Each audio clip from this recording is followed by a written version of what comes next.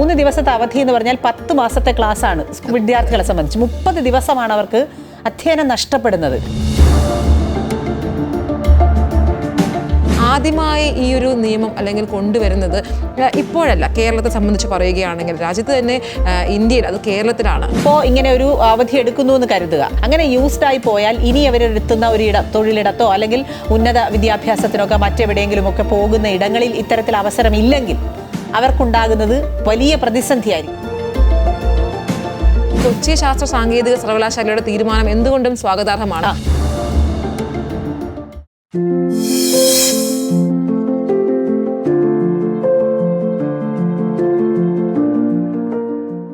നമസ്കാരം. ചെവിക്ക് ചെവി രഹസ്യമായി പറഞ്ഞിരുന്ന, പുറത്തു പറയാൻ മടിച്ചിരുന്ന ഒരു വാക്കാണ് ആർത്തവം. മാറ്റി നിർത്തുക, തൊട്ടുകൂടായ്മ, അശുദ്ധി എന്നെല്ലാം ആർത്തവത്തിന് ചാർത്തിക്കൊടുത്ത പേരുകളാണ്. പക്ഷേ കാലങ്ങൾക്കിപ്പുറം ആർത്തവ സമയം ചേർത്ത് പിടിക്കലിൻ്റെയും കരുതലിൻ്റെയും പരിഗണനയുടെയും ആവശ്യമുണ്ട് എന്ന തിരിച്ചറിവ് എല്ലാ മനുഷ്യരിലും ഇപ്പോൾ അവബോധമുണ്ടാക്കുകയാണ്. ഇതിനിപ്പോൾ തുടക്കം കുറിച്ചിരിക്കുന്നത് UDF സർക്കാരും. ആർത്തവ സമയത്ത് സ്കൂൾ കുട്ടികൾക്ക് 3 ദിവസം അവധി നൽകാമെന്ന തീരുമാനം സ്വാഗതം ചെയ്യുമ്പോൾ അതിൻ്റെ ആവശ്യമുണ്ടോ എന്ന് ഒരു വിഭാഗവും ചോദിക്കുന്നു. ഈ വിഷയമാണ് വനിതാ ജംഗ്ഷൻ ചർച്ച ചെയ്യുന്നത്.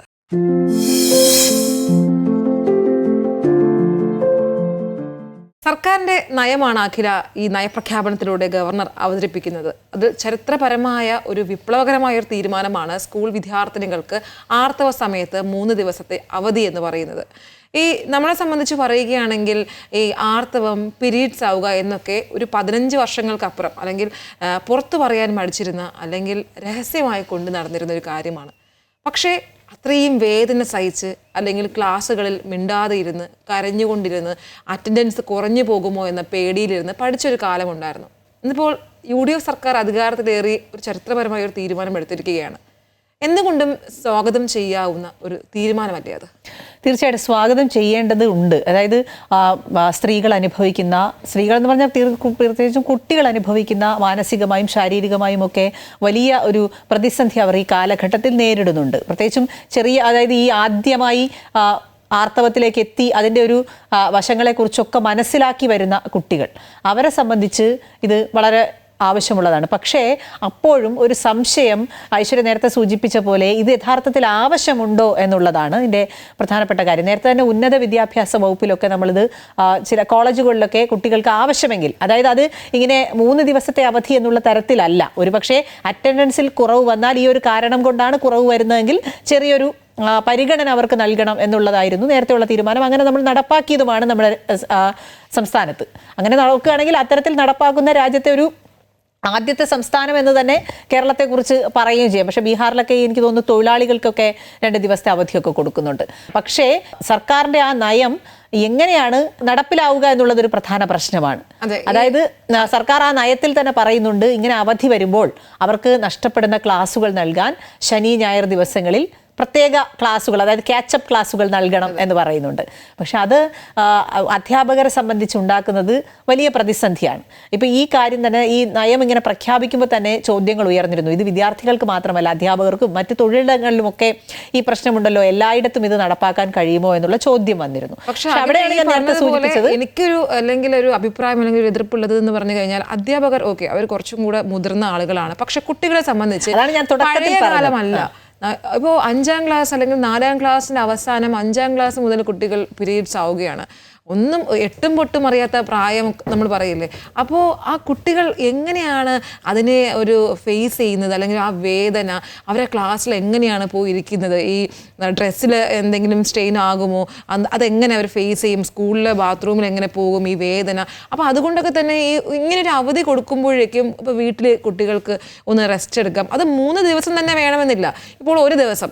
പക്ഷേ ദുരുപയോഗം ചെയ്യപ്പെടുമോ? ഞാൻ സൂചിപ്പിച്ച് വന്നത് അതാണ്. അതായത് നേരത്തെ പറഞ്ഞതുപോലെ വലിയവർക്കുള്ള അതാണ് ഞാൻ പറഞ്ഞത്, മുതിർന്നവർക്കുള്ള ഒരു പ്രശ്നം കുട്ടികൾക്കാണ് ഇത് കുറച്ച് കൂടുതൽ. അതായത് ആ തുടക്കകാലം ഒക്കെ ആയിരിക്കുമല്ലോ പലർക്കും. അതാണ് ഞാൻ പറഞ്ഞു വന്നത്. അത് ദുരുപയോഗം ചെയ്യപ്പെടുമോ എന്നുള്ള ചോദ്യം വളരെ പ്രധാനപ്പെട്ടതാണ്. അതായത് 3 ദിവസം ഈ കാരണം കൊണ്ട് അവധിയെടുക്കാനുള്ള ഒരവസരം. അതിപ്പോൾ എല്ലാവരും അതെങ്ങനെയാണ് ഉപയോഗിക്കുക? അതായത് നമ്മൾ എന്ത് കാര്യത്തിനും ഒരു നല്ല വശവും ചീത്ത വശവും ഉണ്ടല്ലോ.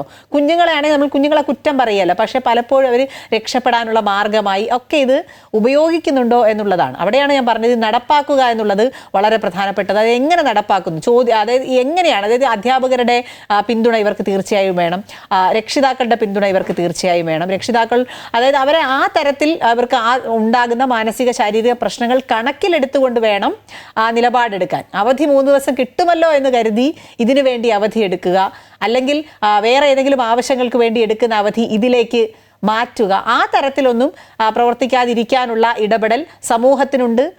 സ്വാഭാവികമായും അധ്യാപകരും വിദ്യാർത്ഥികളും ഒക്കെ ഒരു കൂട്ടായ പരിശ്രമം ഇത് ശരിയായ രീതിയിൽ നടപ്പാക്കി കൊണ്ടുപോകാൻ വേണം എന്നുള്ളതാണ് എൻ്റെ അഭിപ്രായം. ഈ പറഞ്ഞതുപോലെ നമുക്ക് എന്താണ്, എല്ലാ കുട്ടികൾക്കും ഒരേ ശരീരപ്രകൃതിയല്ല.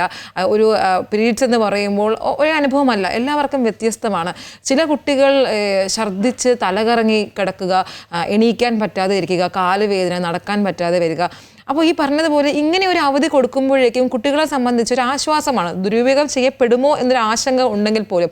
പക്ഷെ ആദ്യമായി ഈ ഒരു നിയമം അല്ലെങ്കിൽ കൊണ്ടുവരുന്നത് ഇപ്പോഴല്ല. കേരളത്തെ സംബന്ധിച്ച് പറയുകയാണെങ്കിൽ രാജ്യത്ത് തന്നെ, ഇന്ത്യയിൽ, അത് കേരളത്തിലാണ്, എറണാകുളത്തെ തൃപ്പൂണിത്തുറയിലാണ് നടപ്പാക്കിയത് 1912.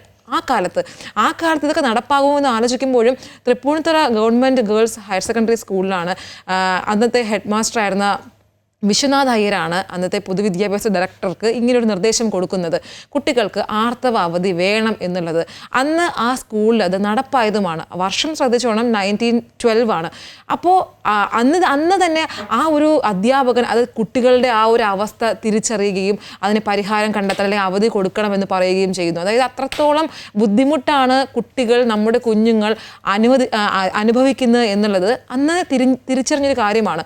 അതുകൊണ്ട് തന്നെ ഇപ്പോഴത്തെ കാലം മാറുന്നു. ഈ ഒരു പീരീഡ്സ് ആവുന്നൊരു കാലം, അതായത് 4ാം ക്ലാസ്സിൻ്റെ അവസാനം 5ാം ക്ലാസ്സിൽ തന്നെ കുട്ടികളാകുന്നു. അപ്പോൾ കുട്ടികൾക്ക് ഈ പറഞ്ഞതുപോലെ ഒരു ശാരീരികമായി ഉണ്ടാകുന്ന ബുദ്ധിമുട്ടുകളെ അതിജീവിക്കാനായി അല്ലെങ്കിൽ ഒന്ന് റെസ്റ്റ് എടുക്കാനായി ഒരു ദിവസം അത് അവധി കൊടുക്കുന്നതിൽ തെറ്റില്ല എന്നാണ് എൻ്റെ അഭിപ്രായം. പക്ഷേ അതേസമയം നമ്മുടെ കുഞ്ഞുങ്ങൾക്ക് ഇങ്ങനെ ഒരു അവസ്ഥ വരുമ്പോൾ, അല്ലെങ്കിൽ കുഞ്ഞുങ്ങൾക്കായാലും അധ്യാപകർക്കായാലും, അതായത് സ്ത്രീകൾ ഈ തൊഴിലിടങ്ങളിൽ ഇത്തരം ഒരു അവസ്ഥയിലൂടെ കടന്നു പോകുമ്പോൾ ആ തൊഴിലിടത്ത് അവർക്ക് അതിന് വേണ്ട അല്ലെങ്കിൽ സൗകര്യങ്ങൾ തൊഴിലിടത്ത് മാത്രമല്ല സ്കൂളുകളിൽ വേണം. അതായത് അതിൽ പക്ഷെ നമ്മുടെ സംസ്ഥാന സർക്കാർ വളരെ കൃത്യമായി ഇടപെടൽ ചില ഇടങ്ങളിലെങ്കിലും കൃത്യമായി നടക്കുന്നുണ്ട്. അതായത് ഷീപ്പ് പാഡ് പദ്ധതി സംസ്ഥാന സർക്കാർ നടപ്പാക്കുന്നുണ്ട്. അതായത് സ്കൂളുകളിൽ വിദ്യാർത്ഥികൾക്ക് വളരെ ആവശ്യമുള്ള സാനിറ്ററി പാഡും അതുപോലെ തന്നെ അവർക്ക് ആവശ്യമുള്ള സാധനങ്ങളും ഒക്കെ നൽകിക്കൊണ്ട്, സൗജന്യമായി നൽകിക്കൊണ്ട് അതാ ഞാൻ പറഞ്ഞത്, സ്കൂളുകളിലൊക്കെ നടപ്പാക്കുന്നുണ്ട്. അത് ഉണ്ടാക്കുന്ന വലിയ നല്ല തീരുമാനം തന്നെയാണ്. പക്ഷേ എനിക്ക് തോന്നുന്നത് കുട്ടികൾക്ക്, ഈ പെൺകുട്ടികളെ സംബന്ധിച്ച് അവർക്ക് ആവശ്യമായ കാര്യങ്ങൾ ഇത് വീട്ടിൽ നിന്നും അമ്മമാരല്ലെങ്കിൽ അങ്ങനെ പറഞ്ഞു മനസ്സിലാക്കി കൊടുത്താണ് വിടുന്നത്. പക്ഷെ ആൺകുട്ടികൾക്കും ഇതിൽ കൃത്യമായ അവബോധം നൽകാൻ ഈ തീരുമാനം കൊണ്ടുണ്ടാകും എന്നാണ്. അതായത് 3 ദിവസം കുട്ടികൾ, അതായത് ഇവർക്ക് വലിയ ശാരീരികമായും മാനസികമായും ഈ സമയത്ത് വലിയ പ്രശ്നങ്ങൾ ഉണ്ടാകും എന്ന് ആൺകുട്ടികൾ കൂടി തിരിച്ചറിയുന്ന ഒരു സമയമാണ്. നേരത്തെ ഉള്ള കാലത്ത് ഇപ്പോൾ നമ്മൾ കണ്ടാലറിയാം, ഇതൊരു ചെറിയ കാര്യമല്ല, എല്ലാവർക്കും വരുന്നതല്ലേ എന്നുള്ള തരത്തിലാണ് പല പുരുഷന്മാരും ഇതെടുത്തിരുന്നത്. നമ്മുടെയൊക്കെ കുടുംബങ്ങളിൽ തന്നെ പല പുരുഷന്മാരും അങ്ങനെയാണ് ഈ വിഷയത്തെ കണ്ടിരുന്നത്.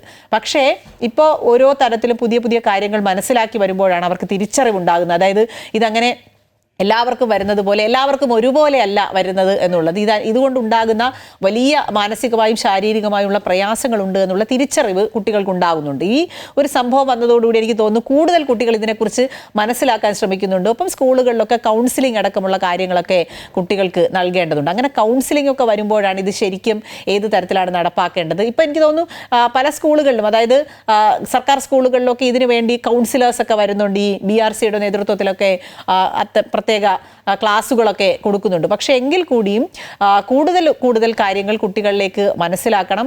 അവർക്കൊരു ഐശ്വര്യ തുടക്കത്തിൽ സൂചിപ്പിച്ച പോലെ അവബോധം ഉണ്ടാക്കുക. അതായത് ഇത് ചെറിയൊരു കാര്യമല്ല, ഓരോ ആളുകൾക്കും ഓരോ രീതിയിലാണ് അവരുടെ ശരീരം ഈ വിഷയത്തോട് പ്രതികരിക്കുന്നത് എന്നുള്ള കാര്യമൊക്കെ തിരിച്ചറിയാനുള്ള ഒരു അവസരമായി കൂടി ഇതിനെ കാണണം എന്നുള്ളതാണ് എനിക്ക്. ഞാൻ നേരത്തെ പറഞ്ഞതുപോലെ തന്നെ ഞാൻ ആദ്യം നേരത്തെ നമ്മൾ തമാശക്കാണെങ്കിലും പറയും ഞാനിത് ശക്തമായി എതിർക്കുന്നു എന്ന് പറഞ്ഞെങ്കിലും ഈ അവധി കൊടുക്കുന്നതിനോടാണ് എനിക്ക് എതിർപ്പ്. അതായത് അങ്ങനെ 3 ദിവസം ഐശ്വര്യ നേരത്തെ സൂചിപ്പിച്ച പോലെ ദുർവിനിയോഗം ചെയ്യാനുള്ള ഒരു സാഹചര്യം ഉണ്ടാകാതിരിക്കാൻ വേണ്ടിയിട്ടാണ് അങ്ങനെ പറഞ്ഞത്. അല്ലാതെ കുട്ടികൾക്ക് ചില കുട്ടികൾക്ക് വലിയ ശാരീരിക പ്രശ്നങ്ങൾ ഉണ്ടാകാറുണ്ട്. നമ്മുടെ ഇടയിൽ തന്നെ എത്ര പേർക്ക് അത്തരത്തിൽ മുതിർന്നവർക്ക് പോലും ഉണ്ടാകാറുണ്ട്. പിന്നെ ഈ അവസ്ഥകളൊക്കെ മാറി വരണം. കാരണം ഇപ്പൊ നമുക്ക് അങ്ങനെ ഒരു പീരീഡ്സ് ആകുമ്പോഴേക്ക് നമുക്ക് തീരെ വയ്യാതാകും എന്നൊരു ഉത്ബോധം ഉണ്ടാകും, നമുക്ക് എണീക്കാൻ പറ്റാതെയാകും. പക്ഷെ ഇപ്പോൾ നമ്മൾ ഈ തുല്യതയൊക്കെ നമ്മൾ വാദിക്കുന്ന ഒരു സമയമായതുകൊണ്ട് തന്നെ നമ്മൾ കുട്ടികൾ അതെല്ലാം അതിജീവിച്ച് അല്ലെങ്കിൽ അതിനെങ്ങനെ മറികടക്കാം എന്നുള്ളതും കുട്ടികളിൽ ചിന്തിക്കേണ്ട ഒരു കാര്യം കൂടിയാണ്.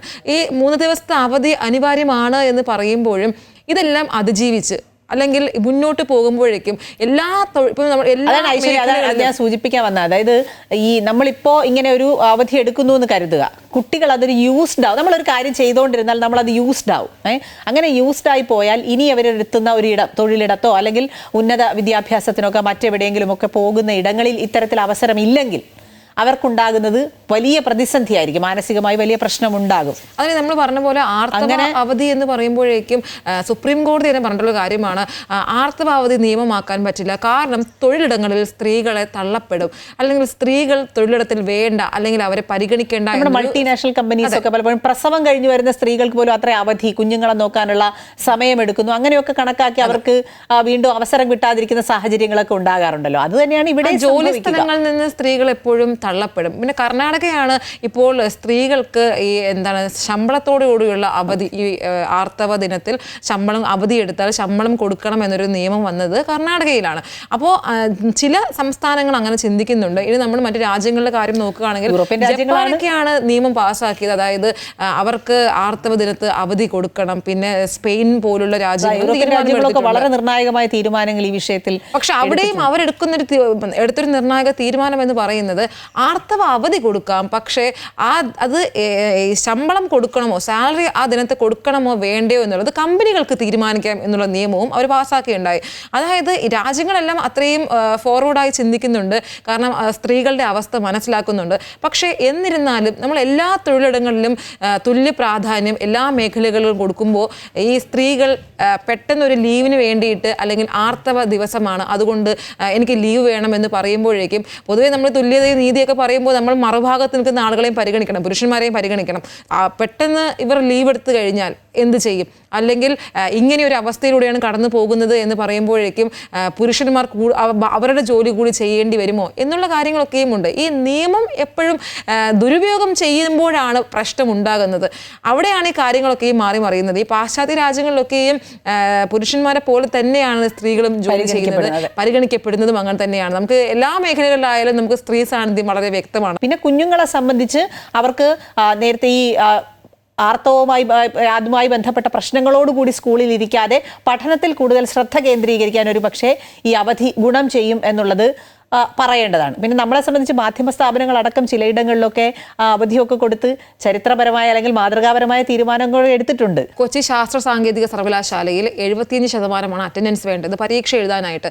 പക്ഷേ അത് പെൺകുട്ടികൾക്ക് 73%. ഉന്നത വിദ്യാഭ്യാസ വകുപ്പ് നേരത്തെ തീരുമാനിച്ചതാണത്. അപ്പോൾ ഈ പറഞ്ഞതുപോലെ പെൺകുട്ടികൾക്ക് ഇപ്പോൾ ലീവ് എടുത്തു കഴിഞ്ഞാൽ, അത്രയും തീരെ വയ്യ, ലീവ് എടുത്തു കഴിഞ്ഞാൽ അത് പരീക്ഷയെ ബാധിക്കില്ലേ, അറ്റൻഡൻസ് കുറയില്ലേ എന്നുള്ള ആശങ്കകളൊക്കെ ഉണ്ടാവാറുണ്ട്. അപ്പോൾ അതുകൊണ്ട് തന്നെ ഈ കൊച്ചി ശാസ്ത്ര സാങ്കേതിക സർവകലാശാലയുടെ തീരുമാനം എന്തുകൊണ്ടും സ്വാഗതാർഹമാണ്. അവിടെ ദിവസങ്ങളുടെ കണക്കല്ല, 73% അറ്റൻഡൻസ്. പക്ഷേ എനിക്ക് തോന്നുന്നു നമ്മുടെ സംസ്ഥാന സർക്കാരും അത്തരത്തിലുള്ള ഒരു നിലപാടാണ് എടുക്കേണ്ടിയിരുന്നത്. വെറുമൊരു അവധി എന്നതിനപ്പുറം പെൺകുട്ടികൾ അനുഭവിക്കുന്ന ശാരീരിക മാനസിക പ്രശ്നങ്ങളെ അംഗീകരിക്കുകയും അതിനുവേണ്ടി പ്രവർത്തിക്കുകയും വേണം. ഇതൊരു സ്വാഭാവിക പ്രക്രിയ മാത്രമാണെന്ന തിരിച്ചറിവ് സമൂഹത്തിനുമുണ്ടാകണം. സർക്കാർ എടുത്തത് ഏതായാലും ചരിത്രപരമായ തീരുമാനം തന്നെയാണ്. പക്ഷേ ഇനി മുന്നോട്ട് ഇത് കൃത്യമായി നടപ്പാക്കുക എന്നുള്ളതാണ് പ്രധാനം.